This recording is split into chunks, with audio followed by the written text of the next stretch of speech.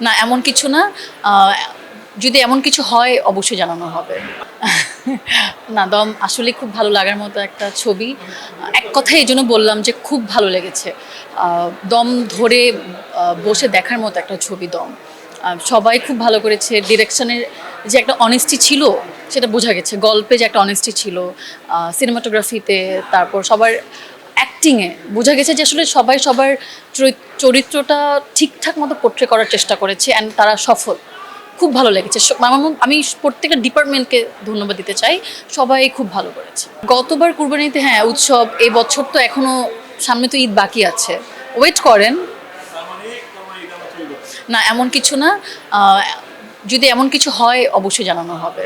এই যে ভালো গল্প, কারণ উৎসবের মতো একটা ছবি দর্শককে দেওয়ার পরে আমার কাছে মনে হচ্ছে যে আমি নেক্সট ছবিটা আরেকটু বেছে আরেকটু বুঝে ডিসিশন নিয়ে করতে চাই।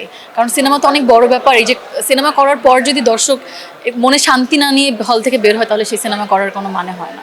তো আমি গল্প, চরিত্র সবকিছু যখন আবার মনে হবে যে এই সিনেমাটা আমার জন্য, আমি সেটাই করব।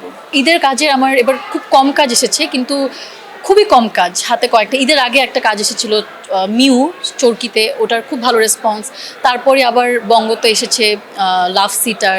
রিসেন্টলি এই যে কদিন আগে 2 দিন আগে রিলিজ হয়েছে ভিকি জায়েদ ভাইয়ের ডিরেকশনে কালো বরফ।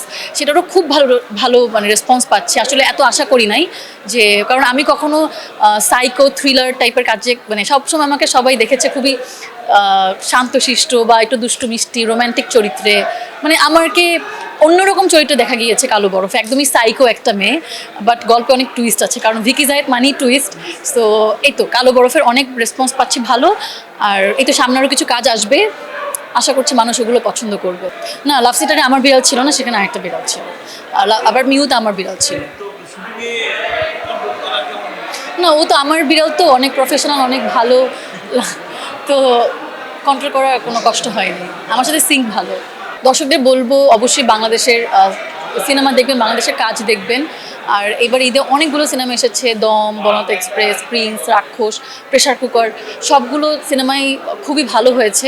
আপনারা হলে এসে সবাই মিলে দেখুন, মানুষদের কাছে মুখে মুখে পৌঁছে দেন, এটাই আমি চাবো।